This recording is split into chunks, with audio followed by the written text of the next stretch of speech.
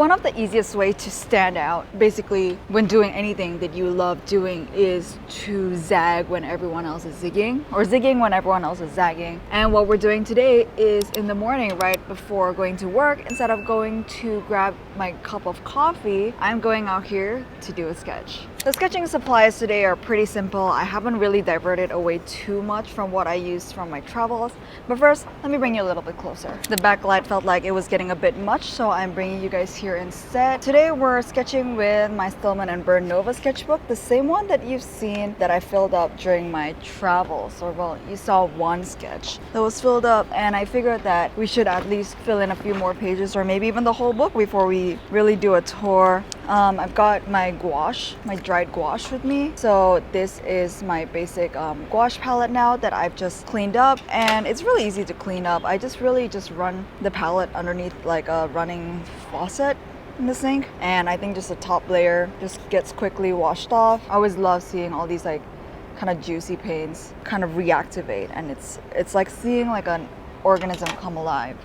I don't know what I'm saying. It's early and I skipped coffee for this, so that's also why. And we're also using the rosemary dagger brush, which I did look up. It is called a dagger brush indeed. It's in their travel brush lineup, and I believe they have a normal size brush as well. But really, I'm just here for the travel ones because it all fits inside this little teeny tiny bag. I'm thinking of skipping the drawing part today, and I'm just gonna go straight in with a brush, and we're gonna see how that goes. Or at least that's my game plan. I'm looking for my water cup, which I've already filled up in advance, and I feel like it's just really handy to have this.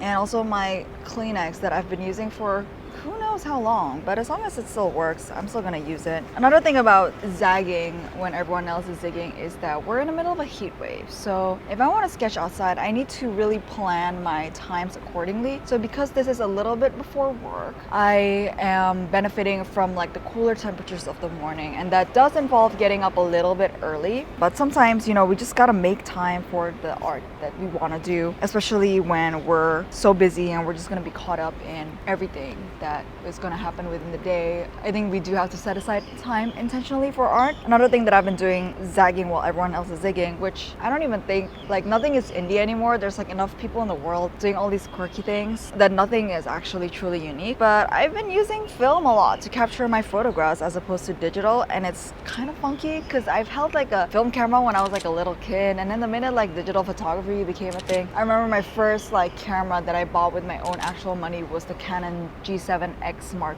II, and I took like a lot of photos with it, and that's kind of like how I fell in love with photography, was because I was just taking that camera around with me everywhere. It was always in my bag. My friends would always comment like, oh my god, why do you have a camera in your bag all the time? And it's because I just love taking photos. And then I switched to my phone, and then I'm switching to this camera, which I enjoy taking a lot of photos as well. But my friend lent me this camera, and I've really been enjoying like taking photos with it. I think I've been able to capture Hong Kong in a way that I haven't captured it in the past like 9 years that I've lived here. So I've really been enjoying that. But yeah, so that, I don't know what other way that we can zag when everyone else is zagging. Maybe we can figure out to implement that in the sketch today somehow. But first of all, I need to look for a subject within the shade that I can see within the shade, because there is no way I am standing under the sunlight in the middle of a heat wave.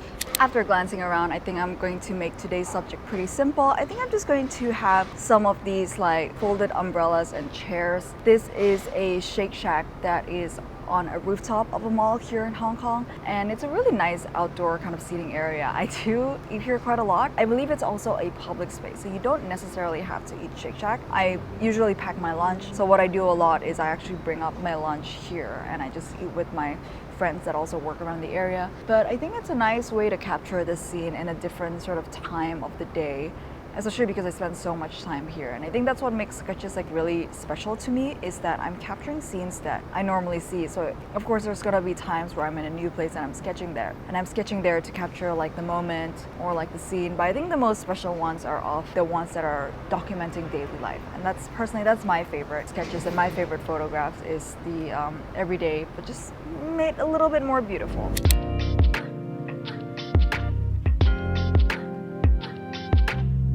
So starting off with the sketch, I decided to go with a opera pink as like kind of like my outliney color, and I really wanted to focus on the perspective of things. So really like the big shapes, which I identified here as like the trees, the back row of kind of like the wedges of the plants that were growing up, like the horizontal one in the back, the couches, and also the tables. And there's quite a lot of things going around in this scene, so I kind of chose to ignore a lot of it. I just decided to capture the essentials.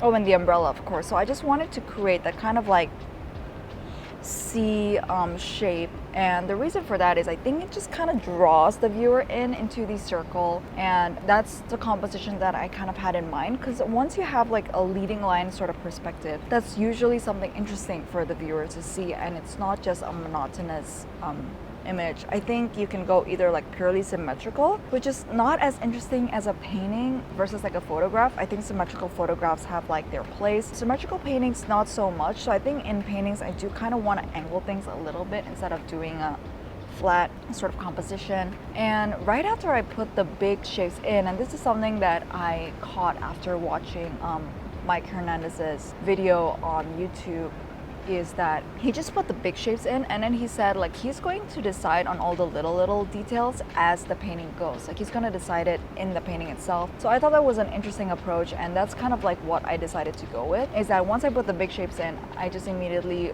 plopped in the sky, and I tried to put in all the basic colors, and that meaning like the ground and sort of the shape of the sofa and everything. And once I put all the local colors, or which is like the actual colors of the place itself in, that's when I started to fill in the details and started to build in like the shadows and adding a little bit of dimension to the shape. So going basically from flat color and then adding like a shadow, and then in some cases, like for on the tables, I would add in the highlights a little bit later. I realized as the sun continues to rise up that if I had looked a little bit on that side, there would have been a little bit more interesting light play and shadow play going on. But because I was stuck with a scene that was 100% in the shade, I decided that what I needed to do was play the shadows a little bit stronger, just to give that a little bit of a dimensionality and kind of just build on the shapes a little bit more.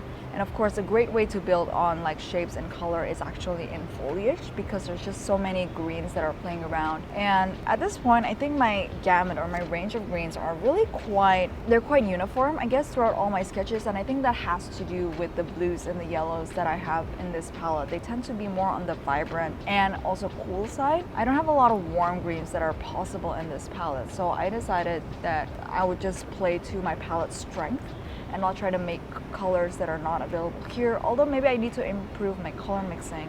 Instead of just sticking to purely white and blue, maybe I should mix in a little bit of violet, red, and other complementary colors as well to kind of like tone down that green. And I do use my brilliant pink a lot. It is quite an interesting combo to see the brilliant pink sort of becoming a mix that it mixes kind of like a white, but also makes the colors like a little bit warmer. And it actually lays, when laid against like the tone tan, it tends to become a gray. So I don't know if it's like the cool of the brilliant pink and the warm of the tan pages that they kind of neutralize each other and they become a gray. But this is something that I have to keep in mind, because my sketch will always key warmer now that I'm doing it on a tone paper versus a sketch that would just be a neutral color if I lay it on a white sheet of paper. But as much as time as I want to spend on this sketch, I do know that I have a work sort of shift coming up. So it is not a lot of time for me to dwindle and dawdle around with the sketches. But I did want to add in like a couple of buildings at the end as well. And at the end, this is what the painting looks like. It's not super brilliant, but I think it does capture kind of like the warmth of the day.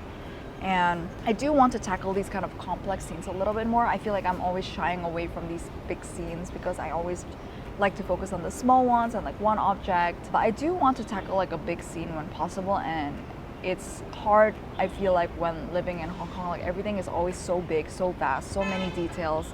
It's just always an overwhelming scene. But I get to do it in baby steps. You know, maybe I'll start with like the scene for now, and maybe in the future I'll move on to like buildings and sceneries. But I think it's always like a process. And I think as I slowly scale up, I try to keep in mind on like big images. Maybe I'll figure out how to do that a little bit better. But yeah, that's my sketch for today. Thank you guys again so much for joining me, and I hope you look forward to more sketches in Hong Kong now that I'm back and I'm going to be here for the foreseeable future. no upcoming travel plans whatsoever. If you guys have any tips on how to tackle big scenes, please leave them down in the comments down below. I would love to learn from you because I know a lot of you are also painters and you also sketch.